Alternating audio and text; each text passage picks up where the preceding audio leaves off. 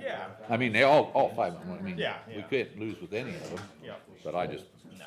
Well, had to pick, and that's right. Maybe make a motion for one of them, I'll give you a second. Which oh, one you good pick? morning, folks. We are on. Unlike my computer, so I welcome you to the Monday. What are we at? January 20th, 2025 meeting of the Muscatine County Board of Supervisors. Our first item of business is to review the agenda. Move to approve as presented. Second. All right, we have a motion and a second. All those in favor, please signify by saying aye. Aye. And those opposed? Motion passes.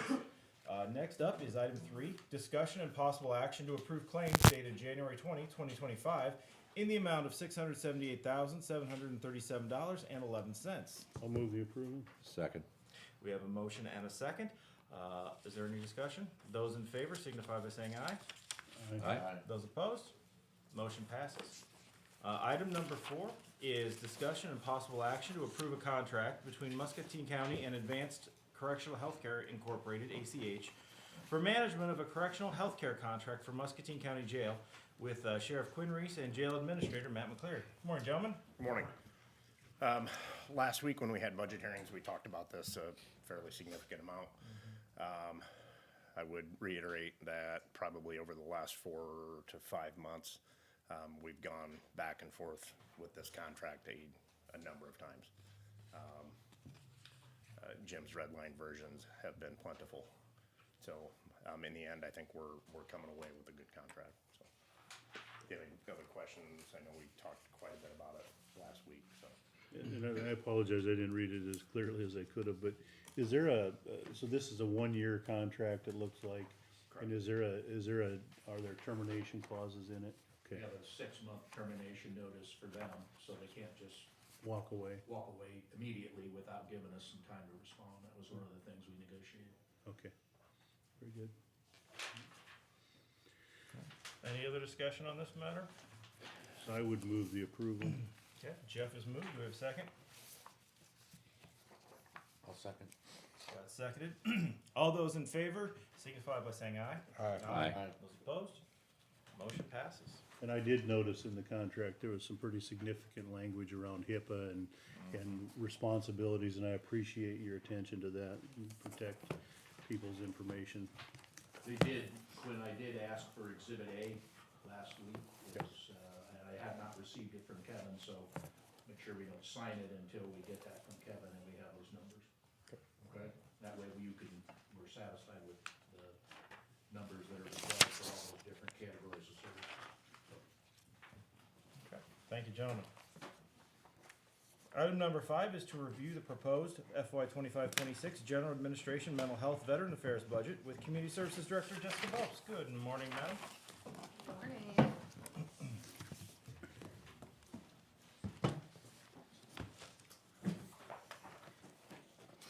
So there were a couple changes that are in the budget, specifically the software.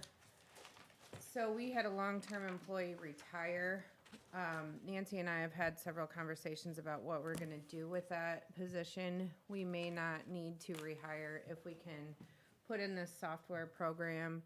We currently have the EMS system. This is the same system, only it's cloud-based. So currently we have files in several different places.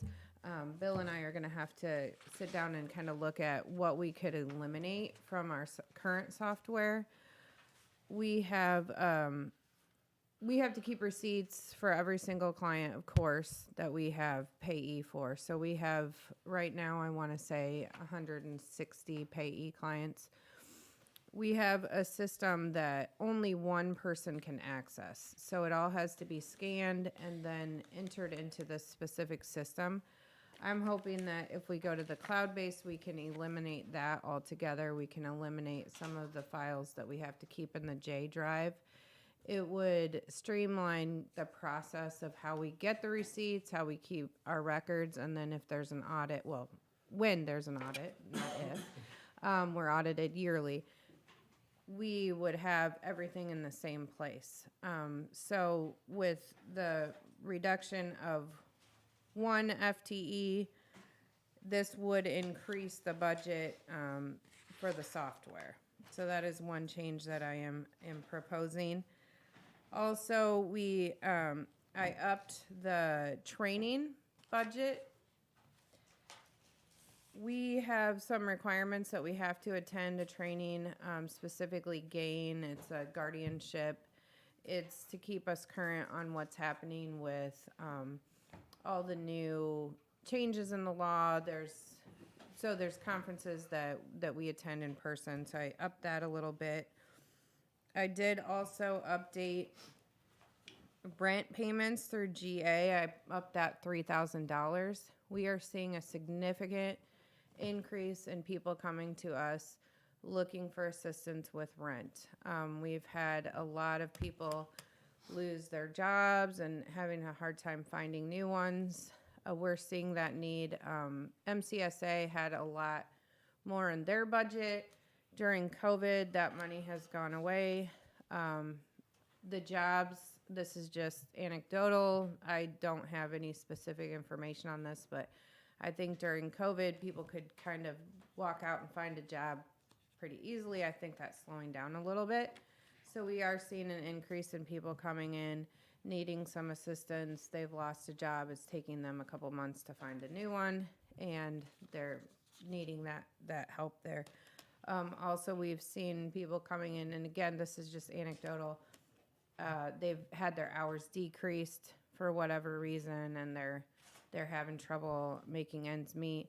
We have a very strict screening process that we go through, but I think raising it a little bit would be good.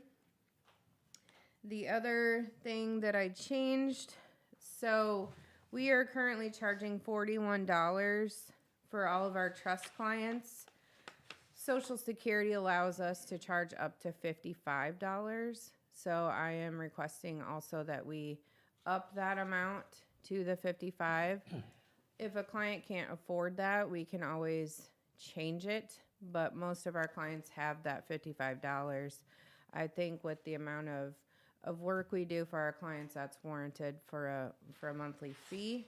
And then Eric has requested that we increase funeral for VA up to, we pay $1,500.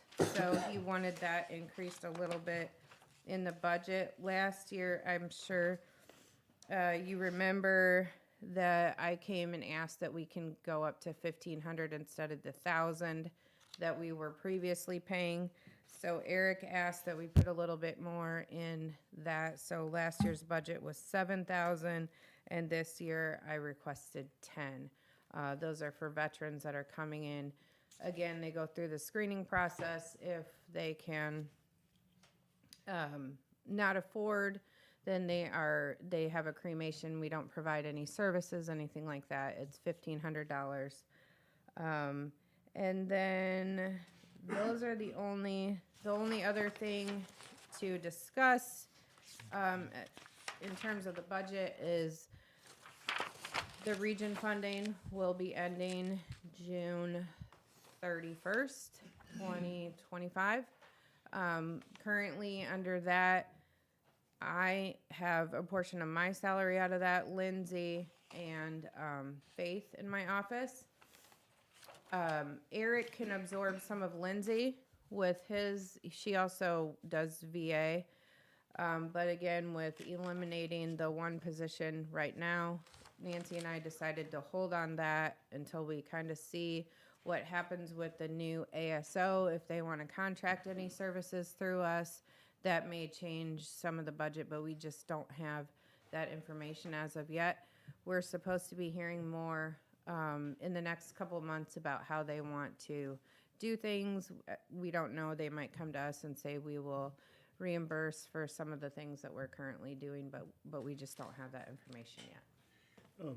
Jessica, on the guardianship, do you have an idea? I understand the reimbursement rate or allowable charge, but do we have an idea? Have you put a number to what it costs us per customer to serve?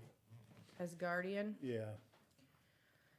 Yeah, I don't wanna put you on the Yeah. spot. I mean, that's one thing I would look at because Yeah. as I read through the RFP response for the ASO, and I know the guardianship program statewide has a huge waiting list, right? And I think that's a yes. great service that we're able to do here in Muscatine County.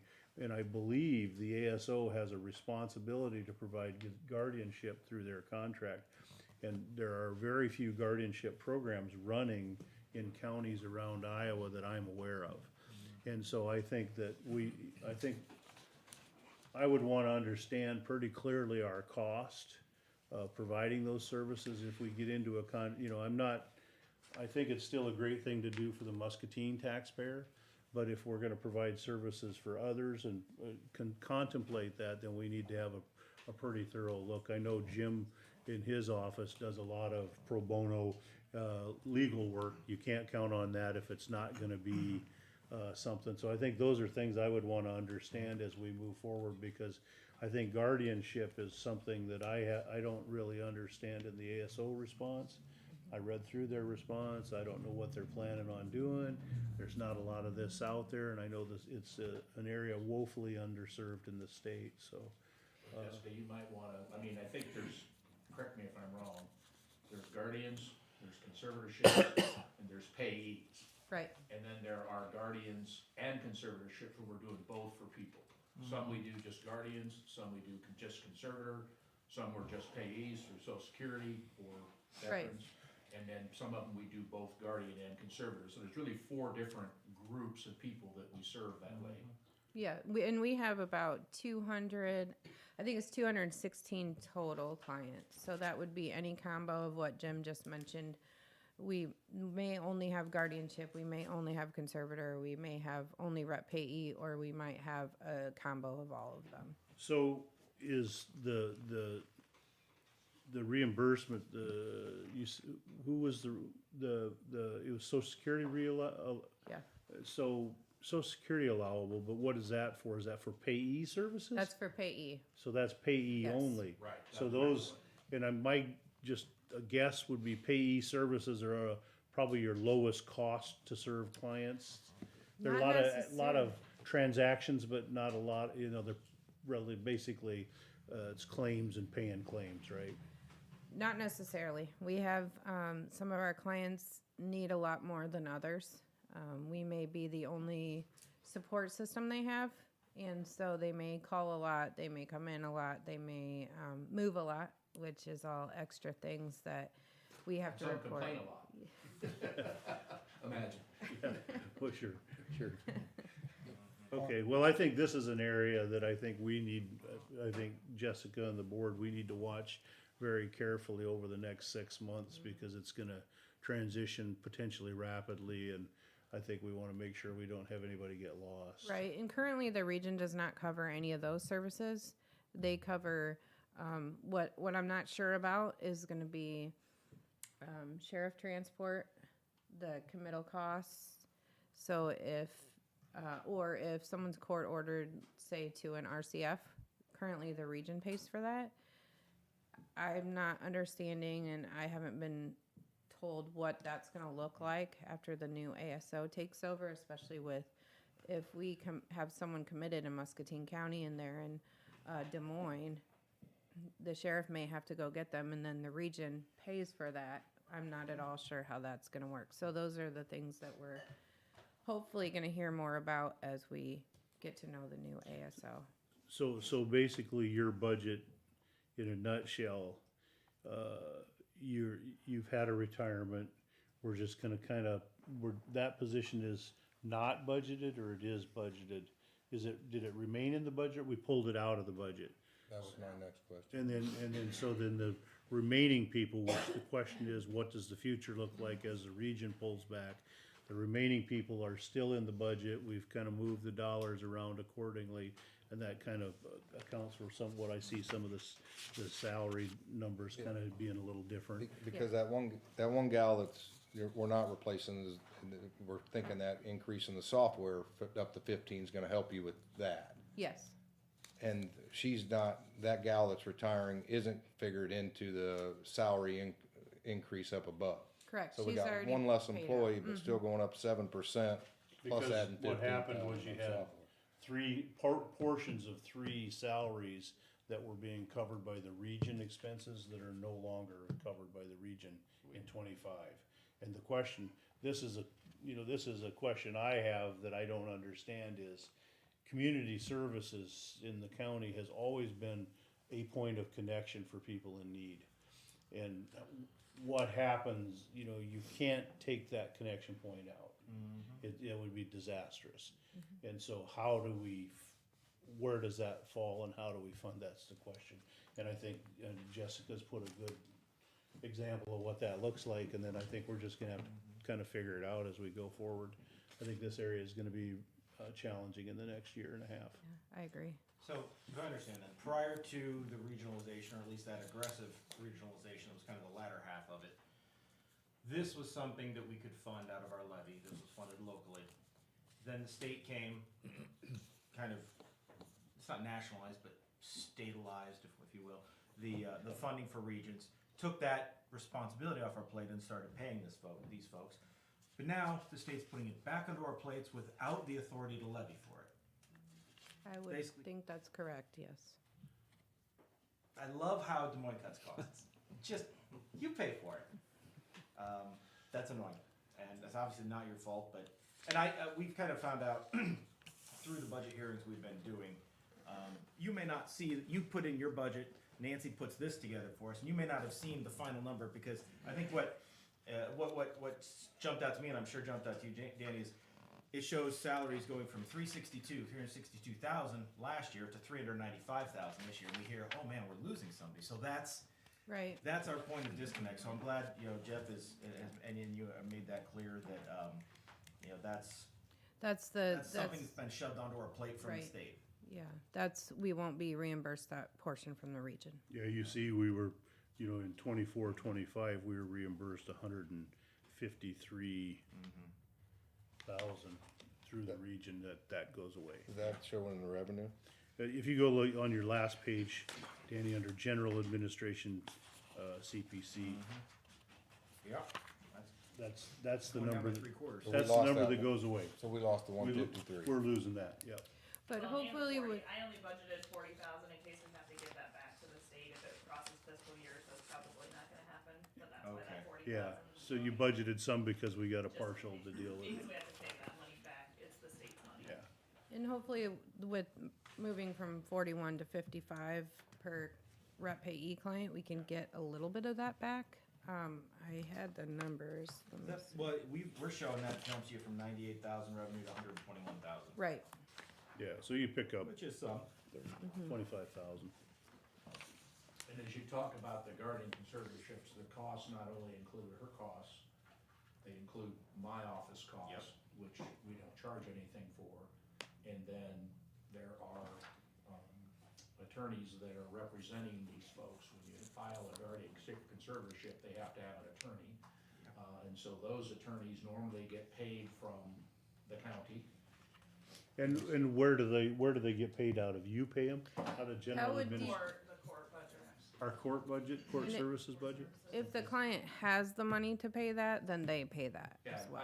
when they send in a guardianship conservatorship request now, I want the financial information, and if they have the wherewithal, then I make sure the court order says client pays it, not the county pays it, but that's the only real stopgap there. There are people that we are guardian conservator for that have assets. Right, And so if they have to sell a house in order to, put funds together to continue care in a nursing home or whatever, then, we're doing that as well, because they have to dispose of the asset, we have to get court permission, and then we have to follow up with the court after the sale's completed, so that the court, every time we do a do not resuscitate for somebody that we have that gets to the point where it's, we have to get that permission.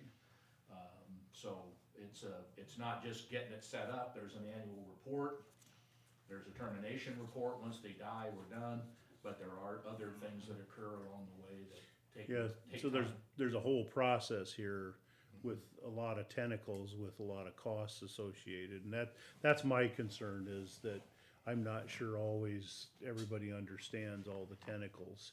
And when they unwind some of these systems, I don't think they really understand what the impacts could be. Cause I attend all the hearings, you know, they're not, generally not contested, but we've had some contested. And so it's, you know, it's fairly streamlined, but it's still, you still have to do the paperwork, attend the hearing, do the court order, and so all of that's usually part of what I do. Well, and that's I mean, just your or someone from your office, if someone else did it, is an immense unseen cost. Because if you had a private attorney, even doing it at half rates, it would be literally hundreds of dollars an hour for these people to just come for these perfunctory hearings. And, you know, so we're fortunate you do that. We're fortunate that we don't have to put that on our books as well. And one thing I don't do, if they're gonna put money aside in a medical trust or something to avoid impact to their benefits, because that does potentially impact a person's assets, do impact their ability to qualify. I don't do that. I make them go get private counsel to set up those types of trusts, because I feel like it's also a crime to put money in something to avoid being responsible. So it's one of those areas where I kind of try to stay out of. You're not saying we're For that committing reason. crimes when we put up a Miller Trust, are you? Right, well, I mean, and that's and if they do it, depending on how they do it, Yeah. one could potentially argue that somebody used a Miller Trust inappropriately, and I don't wanna be in that Right. situation. I don't wanna be making those decisions, cause it potentially Yeah. impacts our office, or the Right. county. The county, yeah. Very good. Just Okay. one question I have, flipping over to the Veterans Affairs and the salaries. I think you'd said something like, Eric's budget was going to absorb partial payment of one of the employees there. Is that so? We're showing that going from 76 to 94,000. I'm Yeah. guessing Eric's not getting just a huge raise. That's what that's, That would be Lindsay. Okay. Lindsay is the administrative assistant for Eric and I, and he can use her up to 0.5. Gotcha, thank you. Hopefully that would take some time from Eric, so Lindsay could do some of the screening, telling people what they need, setting up. Lindsay's very, very good at what she does. She's great with people, and Eric and I both think she could absorb some of the things that he is doing, that would give him more time to work on the actual claims. Perfect, thank you. So get him more FaceTime with veterans, less administrative, and Lindsay would be able to take some of that on. Right. Okay, good. Anybody else? Well, we appreciate you coming out this morning. Thank you so much. Thanks, Jessica. Stay warm out there. Next up on the agenda is discussion and possible action to approve resolution 01202501, suspending the collection of taxes. I'll move the approval. We have a motion. Second. We have a second. Any discussion? This is a roll call vote. Jeff? Aye. Kurt? Aye. Scott? Aye. I vote aye. Danny? All right. Motion is approved. Item 7 is discussion and possible action to approve the minutes of the January 13th and 14th, 13th, 25 regular meeting and the 14th, 25 special meeting. Move to approve. Got a motion? Second. And a second. All those in favor, please say aye. Aye. Opposed? Motion is passed. Next up, we have correspondence. Scott? I had nothing to note on correspondence. I'm sorry, Jeff. Sorry, went to sleep a little bit here. I think we all got maybe a note from Rhonda Staley with some concerns about the comprehensive plan and letter, and I saw Eric was included on it, so I didn't forward it to him, but we appreciate her feedback. I also got an invitation from Sue Johansson, and I apologize, I don't remember the name of the group, something about Clean Energy District or something, but on, they're having if anybody's interested, let me know. They invited to housing, some kind of affordable housing, energy, something, I think everybody maybe was on their deal at the Stanley Center for Peace. And then I've gotten a couple of invites from Kim Warren, Aligned Impact Muscatine, to talk about, they're gonna restart the initiatives around childcare in Muscatine and childcare solutions. I'll participate. The meetings they've set so far have been Monday mornings don't work so well. I told Kim that I'd be happy to participate if I don't know what I'd bring to the table, but, so if anybody's interested in that, but I'll just listen in and see what's going on. If there's anything, any way the supervisors can lend support or help, then I'll let everybody know. And that was it for me. Yeah, I had the ones, from Sue Johansson and, from Ron, I believe. I did, schedule to say that I'd come to that meeting. I'm open on the, what, I think it was February 5th or something. I'll go listen and see what it is. I don't know what it's about.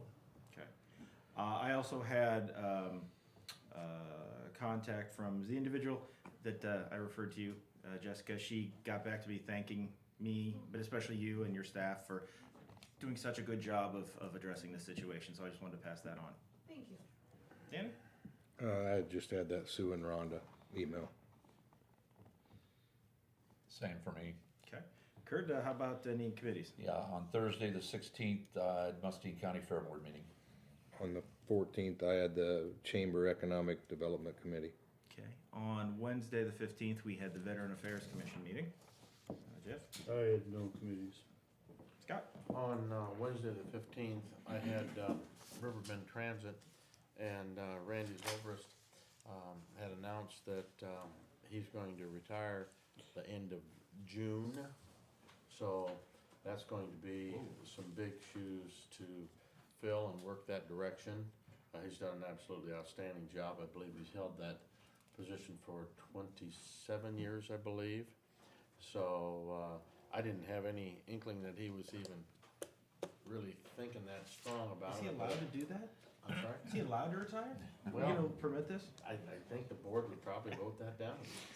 I don't know how far we'd get, but his initial thought process was he was going to stay on board through getting this new building done and for all the new bus storage and what have you. But it's taken such a long time with all the pieces of that puzzle that I think he got a little bit frustrated with them, and if you were to continue to ride that situation, you may never ever get retired, is what it looks like to me. Let's see, Wednesday the 15th, they had Board of Health as well. And then on Friday the 17th, the Conservation Board had their pre-construction meeting out at Discovery, and Emily from Bolton and Mink was zoomed in on that, and it was very constructive, and things seem to be in place and in order and going to be moving forward, so all good. That's all I had. Scott, your Board of Health, that reminds me, who's the next responsible for our joint council meetings with school, council, city? Do we know? Do you know, Kayla? I had a conversation with Nora Dwyer on her initiative. I know Jen and Nora have been talking about that initiative, and I think, try to get some momentum going on that. And thought maybe it would be good to, if we have, it's our turn or whatever, to suggest an agenda and have her do a presentation to these three bodies at that group, maybe as to get everybody, try to get some people engaged in helping her move that along, so just a thought if we get a chance, so.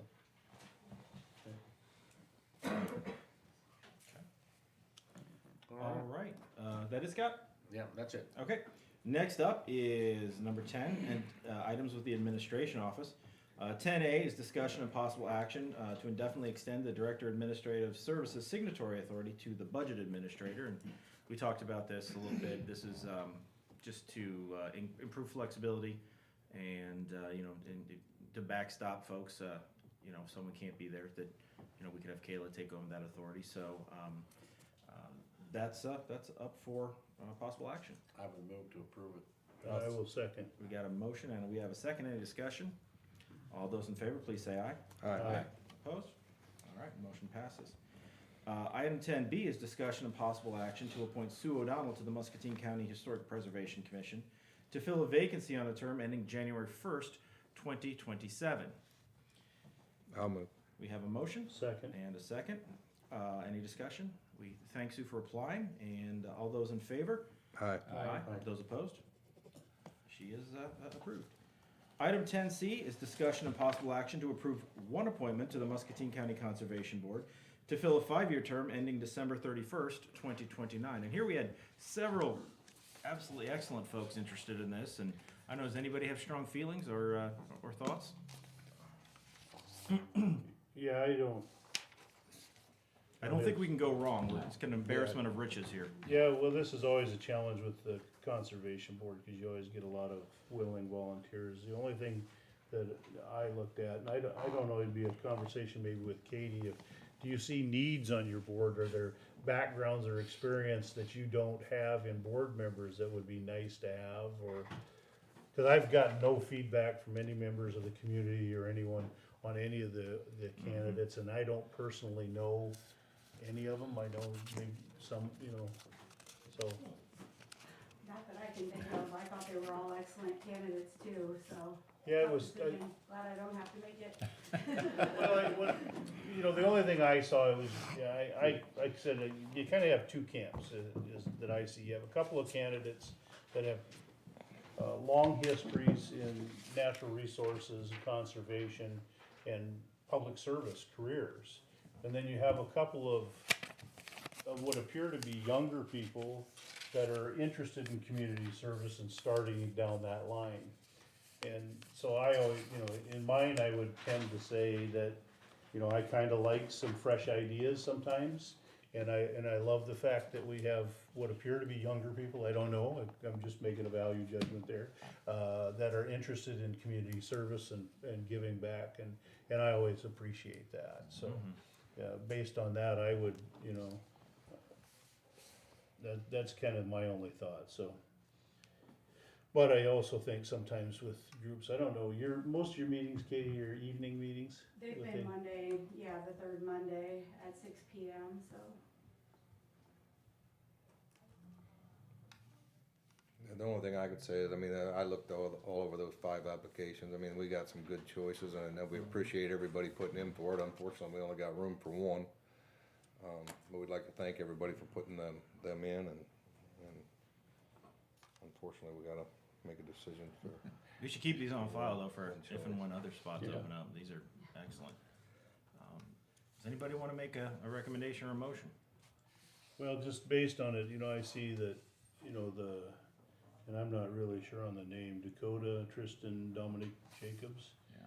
Out of the Stockton area, which we don't, I think, have a lot of volunteers out of that area, which is, I think, a positive to get some people there, and, young person wanting to, I would tend to say, That was my choice.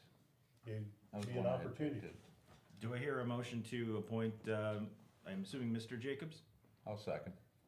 Well, I'm asking you Oh, to make I'm a sorry. motion, I guess. I'll make the motion. Yeah, Okay, we have a motion by Kurt, I'll is that a second? second, yeah. Second by Jeff to appoint, Jacobs, I believe Mr. Jacobs of Stockton. I'm not gonna try the whole names, I know I'll butcher it. Any further discussion? Again, thank you to everyone who's applied. Please don't choose, or don't regard us choosing one person as a disregard of you at all. All those in favor of appointing, Jacobs? please say Aye. I vote aye. Opposed? All right, Jacobs it is. Wonderful. Thank you, everyone, once again. Thank you. Okay.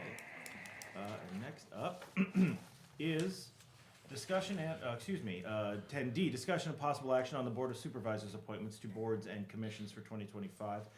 We were talking about this last week, felt that wanted Jeff here, and he's hale and able once again, so, did anybody have any comments? I think we addressed what everyone wanted, but, did anybody have any thoughts? If not, I'll accept a motion to, approve this. I'll move. I'll second. We have a motion and a second. Any discussion? Those in favor, please signify by saying aye. Aye. Opposed? Motion passes. 10E is discussion and possible action to approve an education reimbursement request. I'll move the approval. We have a motion Second. and a second. Any discussion? I forgot what that was in the right off, I know I looked at it, but what was that in It regards was, to? was For Melissa and accounting. $495 for some coursework at MCC Okay. related to non-fun, non-accounting financial management, I believe they were. Yeah. So she wants to be a half an No, accountant. it's accounting and finance for non-financial Oh, managers. there it is, okay. So not non-finance, I don't know. Yeah, Okay. something like that. I We thought have a it was motion. It was interesting. Any further discussion? All those in favor, please signify by saying aye. Aye. Opposed? Excellent. Okay, anything else from the administration office? Okay. Item number 11 is to receive information from county employees. Brian Rashowski. Good morning. Want to get a little update on what we're working on in the office right now. Out in the field, it's a little too cold to do construction, so not much is happening on any of our Not projects. pouring any concrete today, Nope. are you? Luckily. So, but the guys in the office, they're really hammering through the design here. So I just wanted to hit on a couple of the big ones we're working on. Our F-58, the PCC reconstruction and bridge replacement up there east of Wilton. It's been surveyed. We're just now getting into preliminary design. Sean's been working on sizing the bridge, and which I know that's a bit of a challenge because there's a railroad bridge immediately downstream of it, so that can cause some interesting hydraulics that you have to work through. Our Stewart Road project, that PCC overlay, excuse me, not overlay, reconstruction. We're working on finalizing the plans. There's some utility relocation and then also some right of way that we got to acquire. But that's in the final stages there. Our Bridge 204, which is 180th Street. It's really 180th Street and Pleasant Prairie Road. Dennis got that designed. It's a box culvert, and that was the one that I spoke to about the stream bed credits that we had to purchase. But that one's progressing along very well. I think we're waiting on one landowner for some right of way, so it's going very well. We'll hopefully let that come this spring or summer. Our Bridge 145, which is on 160th Street. That one, the bridge is being designed as a culvert, and I would say we're not quite at the final plan stage, but we're not far away. Still working on grading and right-of-way needs. So once we know our needs, we'll go out and start trying to acquire some right-of-way there. Our Bridge 142, that's the Mosquito Creek Bridge on 155th Street or F70. Calhoun Burns is designing that for us, and they have a structure designed, and they're currently working through seeing how it's not necessarily a big river bridge, but it deals with flooding when the Cedar floods. They have to model it a little differently just to evaluate the hydraulics. So they're working on that currently. That's an interesting one because both the landowners on the upstream and downstream side of the bridge are enrolled in a wetland program, and we've pretty much been told by the feds that we can't touch it. So we gotta restrict all of our work within the existing right-of-way. So luckily we have quite a bit there, but we can't even get temp easements. So that'll be a unique one. Skipping over a few here, but another one that you guys will see here soon is a microsurfacing project. We did one a couple years back, and then the state's been doing quite a few of them, like on Highway 70 this year, and 2 years ago they did Highway 6. But that is mostly complete, and that's North Mulberry, a section of 155th and then 120th east of the 6 and 38 interchange. So we hope to get that out this month to contractors, and probably have a letting in February. So I skipped over quite a few, a little bit more minor projects, but we're getting quite a few put on the shelf, which is really nice. Or we're getting to the point to where we're waiting on clearances and checks by the Corps or by the DNR. So, which is a good place to be. So, I don't know if you guys have any questions, concerns. Thank you, Brian. Awesome, thank you. Appreciate it. Any other county employees? Mr. Furnace.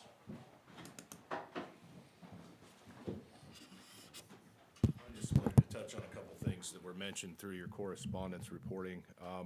I did receive those emails as well, both from Mrs. Staley on the comp plan recommendations. Obviously, we have that public hearing coming up. I hope her and others that are interested. But to just kind of for, you know, a lot of people get confused between the difference between a zoning ordinance and a comp plan. And several of the items that she mentioned are very valid, and we'll be looking at them, but they're more ordinance level, regulatory, specific regulatory language when it comes to that. But we'll have that public hearing. We can talk about if there needs to be more strength of encouraging, discouraging when it comes to renewables in the comp plan, but specific regulatory issues are addressed at a zoning ordinance level. And then I got the email from Sue Johansson too, and for that, it came from a group called Muscatine County Energy Districts, or at least, I just wanted to clarify for you guys and the public that may be listening, Muscatine County is not part of an energy efficient or, you know, renewable energy group. We don't have any renewable energy districts out in the unincorporated areas of Muscatine County. This is not an indication of a desire or lack of desire to go that direction, but at the time being, we don't have energy efficiency, renewable energy districts in the county. The invitation says the purpose of this meeting is to support Muscatine County in transitioning to cleaner energy through expanded solar use and EVs. As a matter of clarification, we don't have any pending ordinance updates or pending mandates that, to me, the title kind of suggested that we were mandating a transition towards those things. At this point, we don't have anything like that. We certainly have mechanisms in our ordinance. We certainly encourage energy efficiency, but we don't have anything beyond the state and building code minimums for energy efficiencies in dwellings. There's nothing on the table as far as proposed resolutions or proposed ordinance language that mandates any type of anything beyond what is in the building code already. So I thought that was just important to clarify, since it said support Muscatine County in transitioning. We're not in any kind of transition right now, but, you know, I may go to hear what they have to say as well. But Not in a transition and don't anticipate a transition. I mean, you know, again, maybe we'll hear from the public when it comes to comp plan time. That's always something, you know, we want to hear, but there isn't currently anything that we are transitioning to, or any government mandate from Muscatine County to make a forced transition. And I thought that was important to clarify. Yeah, so it's just their name. It has nothing to do with us, other than it is in Muscatine County. I mean, no more than American Airlines is the official airline of America. Yeah. Right. We do not have any zoning district in Muscatine, the unincorporated areas of Muscatine County, where you must implement certain renewable energy standards. Cool. I wanted to clarify that, because we Appreciate talk it. about energy districts, and there just isn't such a thing at this point, so. It's highly unlikely we would ever contemplate that. It would be far outside our statutory authority. Correct. I'm sure I can look to California and get you some model language. Yeah, I'm sure you could. Do we have any other county employees? How about any members of the public wishing to address the board? All right, seeing none, I'm gonna have us go into a recess for about 5 minutes, say till 9:48. And then we'll look at going into a closed session for union negotiation purposes. So that's it, folks, for us right now. We'll be back after a few minutes. Thank you.